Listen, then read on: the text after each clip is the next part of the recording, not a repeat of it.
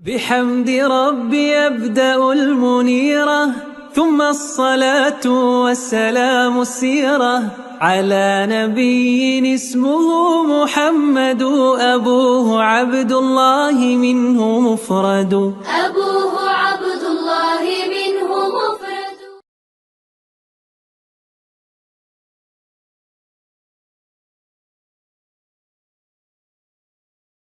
അസ്സലാമു അലൈക്കും വറഹ്മത്തുള്ളാഹി. ബിസ്മില്ലാ അൽഹംദുലില്ലാ അൽഹംദുലില്ലാഹി റബ്ബിൽ ആലമീൻ വസ്സലാത്തു വസ്സലാമു അലാ റസൂലില്ലാഹ്. ഏറെ സ്നേഹമുള്ള സുഹൃത്തുക്കളെ, ഇസ്ലാമിൻ്റെ തുടക്കക്കാർ അവരനുഭവിച്ചത് ശക്തമായ പരീക്ഷണങ്ങളാണ്. അവരുടെ ത്യാഗങ്ങൾ അത് പറഞ്ഞറിയിക്കുക, അതൊരു ക്ലാസ്സിലൂടെ പകർന്നു നൽകുക അസാധ്യമാണ്. അവരനുഭവിച്ച അനുഭവങ്ങളാണത്. ആ ഒരു വൈകാരിക രംഗം ഒരുപക്ഷെ ഇന്ന് കേൾവിക്കാരായി നമുക്ക് പറഞ്ഞുകൊണ്ട് എനിക്ക് ഇത് മനസ്സിലാക്കുക സാധ്യമല്ല. അത്രയേറെ തീക്ഷ്ണമായ ദിനരാത്രങ്ങളാണ് ഇസ്ലാമിൻ്റെ തുടക്കത്തിൽ കഴിഞ്ഞുപോയിട്ടുള്ളത്. ആ പീഡനങ്ങൾ സഹിച്ചതിൽ ഏറെ പ്രമുഖനാണ് മഹാനായ ബിലാൽ റളിയല്ലാഹു തആല അൻഹു. ചാട്ടവാറിൻ്റെ പ്രഹരങ്ങൾ അദ്ദേഹം ഏറ്റുവാങ്ങി. അദ്ദേഹത്തിൻ്റെ കറുത്ത തൊലിയിൽ എത്ര തവണയാണ് ശത്രുക്കൾ, മുശ്രിക്കുകൾ ചാട്ടവാറുകൊണ്ട് പൊതിര തല്ലിയത്. ഒരു വിലയും കറുത്ത ബിലാലിന് അവർ വകവെച്ചില്ല. പൊതിര തല്ലിക്കൊണ്ടേയിരുന്നു. കുട്ടികളെ പിടിച്ച് ആ കുട്ടികളുടെ കൈകളിൽ ബിലാലിൻ്റെ കഴുത്തിൽ ഒരു കയറ് കെട്ടി, കയറ് ബന്ധിപ്പിച്ച് വസ്ത്രങ്ങൾ അടിച്ചു മാറ്റി ആ കുട്ടികളുടെ കൈകളിൽ നൽകി മരുഭൂമിയിലൂടെ ബിലാൽ റളിയല്ലാഹു തആല വലിച്ചു കൊണ്ടുപോകുന്ന രംഗങ്ങൾ നമുക്ക് ചരിത്രത്തിലൂടെ കാണാൻ സാധിക്കും. ആ കൊണ്ടുപോകുന്ന സമയങ്ങളിൽ ചാട്ടവാറിൻ്റെ മൂർച്ചയേറിയ ഭാഗങ്ങൾ ശരീരത്തിൽ വന്ന് പതിക്കുമ്പോൾ മക്കയിലെ മുശ്രിക്കീങ്ങൾ ചുറ്റും നോക്കി അട്ടഹസിക്കുമ്പോൾ, പരിഹസിച്ച് ചിരിക്കുമ്പോൾ ആ നാവിൽ നിന്ന് കേട്ടത് അഹദ് എന്ന പ്രഖ്യാപനം മാത്രമാണ്. അല്ലാഹു ഏകനാണ്, അല്ലാഹു ഏകനാണ്, അല്ലാഹു ഏകനാണ് എന്ന് അദ്ദേഹം പ്രഖ്യാപിച്ചുകൊണ്ടേയിരുന്നു. പണക്കാരെന്നോ പാവപ്പെട്ടവനോ എന്നോ വ്യത്യാസമില്ലാതെ മുൻഗാമികളെല്ലാം പീഡിപ്പിക്കപ്പെട്ടു. ഉസ്മാൻ ഇബ്നു അഫ്ഫാൻ സമ്പന്നനാണ്, പക്ഷേ ഇസ്ലാം സ്വീകരിച്ചപ്പോൾ അദ്ദേഹത്തിന്റെ ഉപ്പയുടെ സഹോദരൻ അൽ ഹക്കം ഇബ്നു അബിൽ ആസ് ഉസ്മാൻ റളിയല്ലാഹു തആല അൻഹുവിനെ കെട്ടിയിടുകയാണ്. അയാളുടെ ചോദ്യം, അതർഗബു അൻ മില്ലതി അബായിക ഇലാ ദീനി മുഹ്ദസിൻ, ഉപ്പമാരുടെ മതം വിട്ട് ഒരു പുതിയ മതത്തിലേക്ക് പോവാണോ? പുത്തൻവാദിയാവുകയാണോ? സത്യം പറയുന്നവരെന്നും കേൾക്കേണ്ടി വരുന്ന ചോദ്യമാണത്. പുത്തൻവാദിയാണല്ലോ, ഇതൊരു പുതിയ വാദാണല്ലോ. ഉപ്പാക്ക് പരിചയമില്ല, കാക്കാക്ക് പരിചയമില്ല, കാരണവന്മാർക്ക് പരിചയമില്ല. ഉസ്മാൻ ബിൻ അഫ്ഫാനോട് ചോദിക്കുകയാണ്, പുതിയ മതം സ്വീകരിക്കാണോ? കെട്ടിയിട്ടു.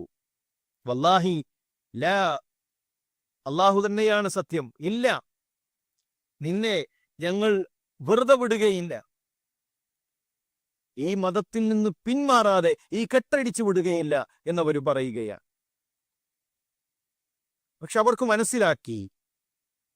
മനസ്സിലായി അവരുടെ ബന്ധനത്തെക്കാൾ ശക്തമാണ് ഉസ്മാൻ ഇബ്നു അഫ്ഫാൻ റളിയല്ലാഹു തആല അൻഹുവിന്റെ ഹൃദയത്തിലുള്ള വിശ്വാസമെന്ന്.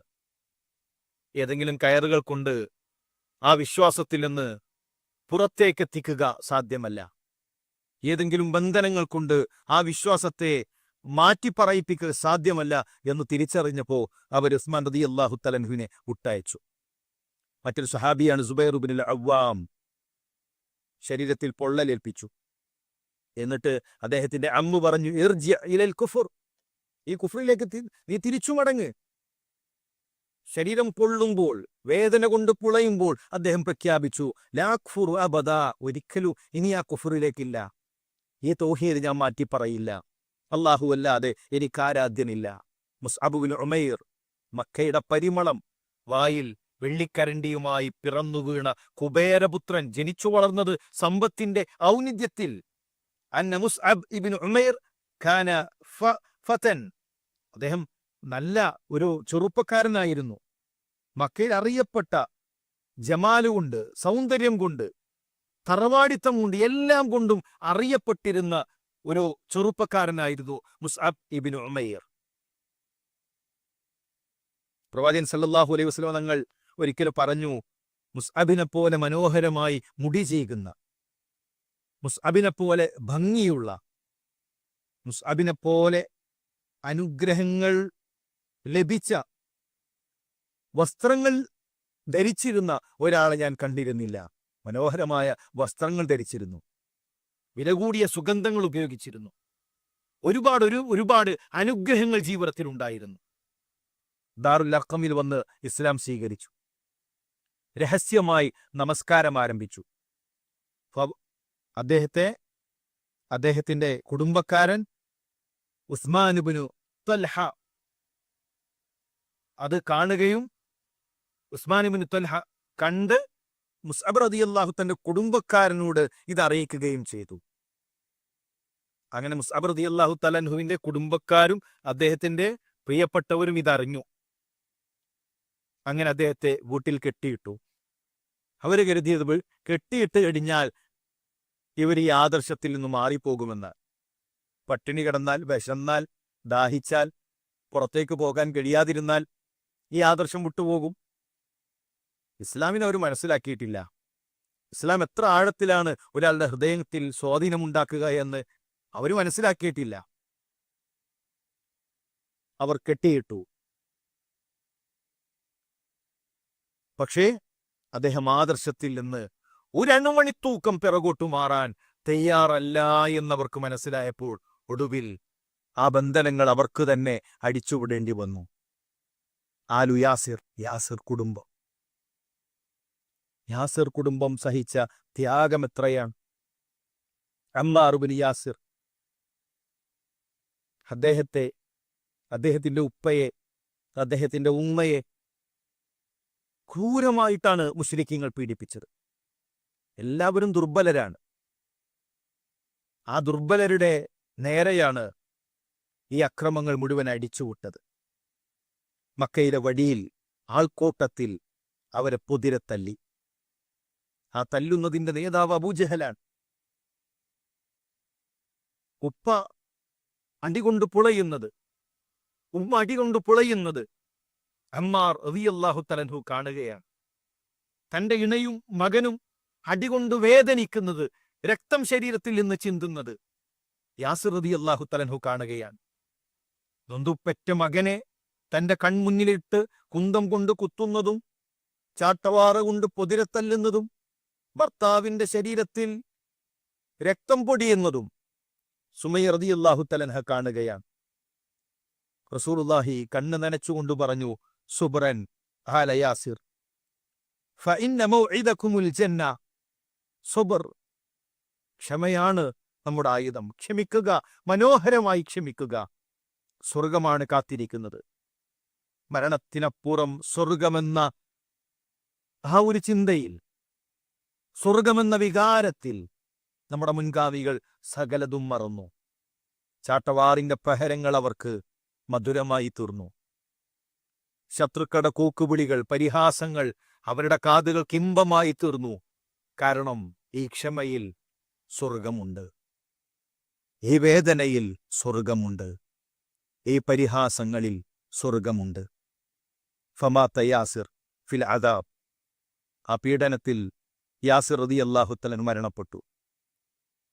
പിന്നീട് സുമയ്യ റളിയല്ലാഹു തആല അൻഹയെ ഫതഅനഹ അബൂജഹൽ അവരുടെ മർമ്മഭാഗത്തേക്ക്, അവരുടെ ഗുഹ്യഭാഗത്തേക്ക് ഒരു കുന്തം കയറ്റി അവരെ കൊലപ്പെടുത്തി. ഫമാതത്, അവരും മരണപ്പെട്ടു. വഹിയ അവ്വലു ഷഹീദ ഫിൽ ഇസ്ലാം. ഇസ്ലാമിലെ ഒന്നാമത്തെ രക്തസാക്ഷിയാണവർ. ഉപ്പയും ഉമ്മയും അള്ളാഹുവിന്റെ മാർഗത്തിൽ രക്തസാക്ഷിയാകുന്ന രംഗം. പിന്നീട് അമ്മാർ റളിയല്ലാഹു തന്നെ പൊതിരെ തല്ലുകയാണ്. ഒടുവിൽ ബോധം മറയുമാറ് വേദന മൂർച്ഛിച്ചപ്പോൾ അറിയാതെ നാവിൽ നിന്ന് അവരുടെ ആരാധ്യന്മാരുടെ പേരുകൾ അമ്മാർ റളിയല്ലാഹു തആല അൻഹു പറഞ്ഞു. ഫതറക്കൂഹു, അവർ വിട്ടയച്ചു. അതാ അമ്മാർ നമ്മുടെ ഇലാഹുകളെ വിളിച്ചു, നമ്മുടെ ലാത്തയെ വിളിച്ചു, അമ്മാറിന് വിട്ടയച്ചു. കണ്ണു നനച്ച് വെതുമ്പിക്കൊണ്ടൊരാൾ റസൂലുള്ളാഹി സ്വല്ലല്ലാഹു അലൈഹി വസല്ലം തങ്ങളുടെ അരികിലേക്ക് വരുന്നത് അമ്മാർ റളിയല്ലാഹു തആല അൻഹു ആണ്. വന്നുകൊണ്ട് റസൂലുള്ളാഹിയോട് പറയുന്നു, നബിയെ, വേദന കൊണ്ട് പുളഞ്ഞപ്പോ, എന്റെ ഓർമ്മ മറഞ്ഞപ്പോ, ആ വേദനയിൽ നിന്ന് രക്ഷപ്പെടാൻ, അടിയിൽ നിന്ന് രക്ഷപ്പെടാൻ ഞാനിതാ അവരുടെ ഇലാഹുകളുടെ പേര് പറഞ്ഞു. കൈഫ തജിദു ഖൽബക്, ഹൃദയം എങ്ങനെയായിരുന്നു അമ്മാർ? ആ പറയുന്ന സമയത്ത് ഹൃദയത്തിൽ എന്താണ്? മുത്മഇന്നൻ ബിൽ ഈമാൻ, ഈമാൻ നിറയുകയായിരുന്നു റസൂലേ. ഹൃദയത്തിൽ ഈമാനായിരുന്നു, ഹൃദയത്തിൽ ലാ ഇലാഹ ഇല്ലല്ലാഹയായിരുന്നു, ഹൃദയം മുഴുവൻ അല്ലാഹുവിനോടുള്ള സ്നേഹമായിരുന്നു. ഫഖാല ലഹു, റസൂലുള്ളാഹിയുടെ മറുപടി, ഇൻ ആദു ഫഉദ്, ഇനി വീണ്ടും അവർ ആക്രമിക്കുകയാണെങ്കിൽ താങ്കൾ ഇത് പ്രവർത്തിച്ചു കൊള്ളുക, ഇതുതന്നെ ചെയ്തു കൊള്ളുക. നഹ്ലിൽ, സൂറത്തു നഹ്ലിൽ 106-ാമത്തെ ആയത്ത് അല്ലാഹു ഇറക്കി, മൻ കഫറ ബില്ലാഹ് മിൻ ബഅദി ഈമാനി ഇല്ലാ മൻ ഉക്രിഹ വഖൽബുഹു മുത്മഇന്നുൻ ബിൽ ഈമാൻ എന്ന ആയത്ത് അമ്മാർ റളിയല്ലാഹു തആലയുടെ വിഷയത്തിൽ അല്ലാഹു തആല ഇറക്കി. മറ്റൊരു സഹാബിയാണ് ഖബ്ബാബ് ഇബ്നുൽ അറത്ത്. പച്ചയായ മാംസത്തിൽ ഇരുമ്പിന്റെ ദണ്ടുകൾ വെച്ച് ആ മാംസങ്ങൾ അറുത്തുമാറ്റി, ശരീരത്തിൽ പൊള്ളലേറ്റ് മാംസം അറുത്തുമാറ്റപ്പെട്ട് ശരീരത്തിലെ എല്ലുകൾ പുറത്തേക്ക് കാണുമാറ് അള്ളാഹുവിന്റെ മാർഗത്തിൽ പരീക്ഷിക്കപ്പെട്ട സ്വഹാബി.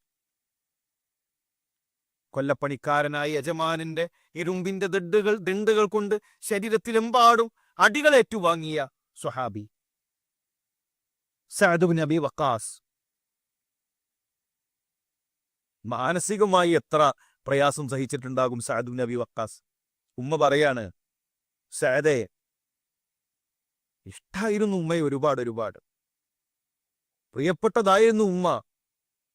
പക്ഷെ അതിനേക്കാൾ പ്രിയപ്പെട്ടതായിരുന്നു ലാ ഇലാഹ ഇല്ലല്ലാഹ്, അതിനേക്കാൾ പ്രിയപ്പെട്ടതായിരുന്നു തൗഹീദ്.